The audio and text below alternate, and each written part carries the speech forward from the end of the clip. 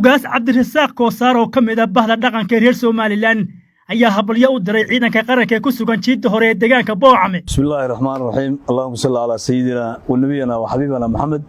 wa ala alihi wa sahbihi wa sallim tasliiman kaseeran. Waxaan soo dhaweynayaa horta marka koowaad ka hadlaya reer Sool iyo reer Sanaag Bari. Wa salaamaya reer Sool iyo reer Sanaag Bari. Waxaan ku salaamayaa salaanta islaamka. Assalaamu alaykum wa rahmatullahi wa barakaatuh. Waxa farxad ii noqotay Somaliland mar haday Boocane gaadhay aad baan u soo dhaweynayaa aadna waan ugu faraxsanahay shacab weynaha reer Sool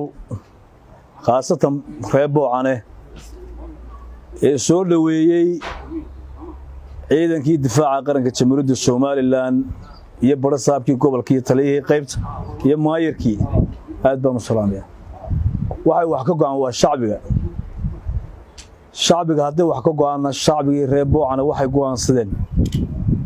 inay yihiin dad reer Somaliland oo jamhuuriyadda barakeysan Ilaahay barakeeyay inay ka mid yihiin aad iyo aad baan ugu hambaleynayaa mar labaad iyo mar saddexaadba waxaan oran lahaa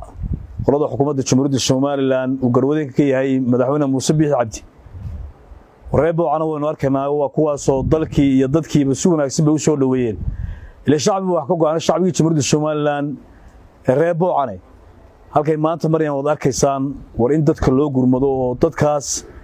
wax qabadkooda la muujiyo si ay u dhiiradaan oo ay ogaadaan in dalkooda iyo dadkooda ay jecel yihiin iyo madaxdooda waxaan mar labaad iyo mar saddexaad ba aad u salaamayaa ciidamada difaaca qaranka Jamhuuriyadda Somaliland ee u heelan difaaca qaranimada Jamhuuriyadda Somaliland wabillahi tawfiiq wassalaamu alaykum wa rahmatullahi wa barakaatuh Khadar Said magaalada Hargeysa caasimadda Somaliland.